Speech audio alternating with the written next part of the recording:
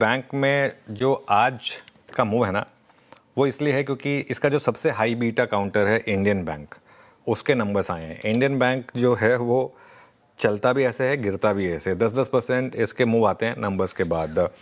मेरे ख्याल से अब अगले 3-4 दिनों तक शायद मार्केट में थोड़ा पॉजिटिव मोमेंटम रहेगा। इशू क्या होता है कि इसमें सबसे एंड में आते हैं एसबीआई के नंबर। पिछली बार भी अगर आप देखें तो जो सेंटीमेंट खराब किया था वो एसबीआई के नंबर्स ने किया था, है ना। एकदम एंड में आते हैं एसबीआई के नंबर्स। इस बार देखते हैं, मार्केट को थोड़ी सी उम्मीद रहेगी। लेकिन एक बात बताऊं मैं, इंडियन बैंक के नंबर्स शानदार है।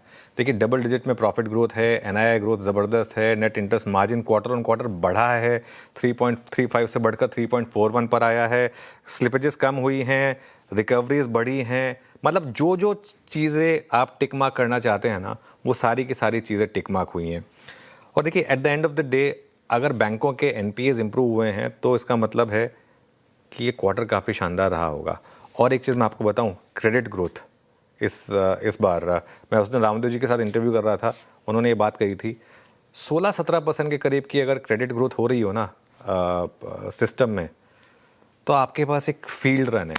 इसका मतलब कंपनियां केपेक्स कर रही हैं, इसका मतलब बहुत शानदार एक रिकवरी की उम्मीद रहेगी। तो इसके लिए पीएसयू बैंक्स को सिर्फ पीएसयू बैंक के लिहाज से मत देखें, इसको आप इस तरीके से देखें कि ये एक इकोनॉमी का भी बैरोमीटर है। लेकिन इंडियन बैंक के नंबर्स में बिल्कुल कोई कंप्लेन नहीं है।